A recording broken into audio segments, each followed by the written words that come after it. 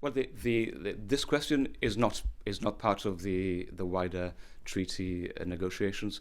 Neither was it part of the United Kingdom's own exit treaty. That's why they needed to negotiate country by country what the arrangement was going to be. My understanding, I mean, in June of last year, there were four countries left: as Italy, France, Cyprus, and Croatia.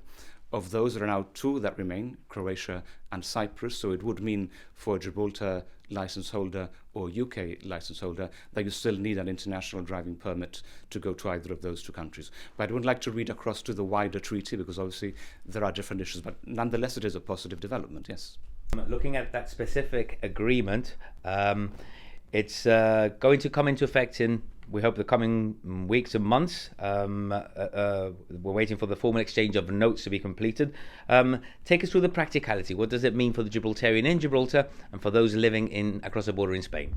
Well, it'll come into force when the exchange of notes happens. Our understanding is that is going to be imminent. It's going to happen very quickly.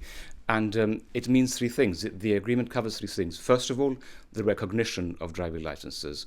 Our view was that there was an element of recognition already through the international conventions which existed. But this is much smoother, much easier, and it provides a degree of reassurance and of security to the Gibraltar license holder who's driving in Spain. I mean, I think there's no question about that. Secondly, the second issue is the exchange of driving licenses, and that is persons with a Gibraltar license who have gone to live in Spain had a deadline by which they could change it for a Spanish license without needing to sit a driving test. That deadline elapsed, and it was extended several times through the bridging measures that Spain had put into force, and then it's elapsed, and then Spain decided not to renew it anymore. That left a number of people stranded, mainly UK expats who lived in Spain and had a UK license. This now means that there is now another window which allows those people to exchange their license for a Spanish license if they live in Spain. You can either do that now, or from when you establish residence in Spain. If you're moving there now, you will have 6 months from when the agreement comes into force to be able to exchange your Gibraltar license or UK license for a Spanish one. And that again relieves and reduces rather the level of bureaucracy and administrative arrangements that you have to deal with or to face in making that exchange. It simplifies the process.